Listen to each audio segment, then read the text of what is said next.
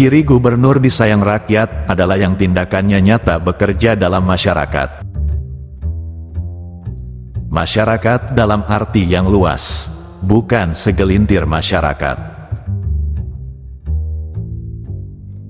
Namun, apa sajakah tindakan nyata itu? Tindakan nyata itu adalah menjalankan program nyata. Nyata di sini seperti yang dulu pernah kita rasa langsung saat jaminan kesehatan Aceh belum ditangani BPJS.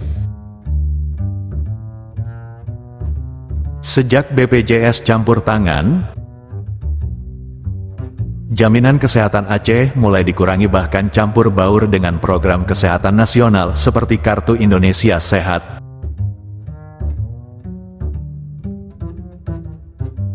Kartu Indonesia Sehat hanya menjamin sakit yang ringan. Sementara jaminan kesehatan Aceh menjamin lebih baik, dari ruang kamar yang bagus sampai sakit berat. Dengan masuknya Kartu Indonesia Sehat, jaminan kesehatan Aceh dilumpuhkan.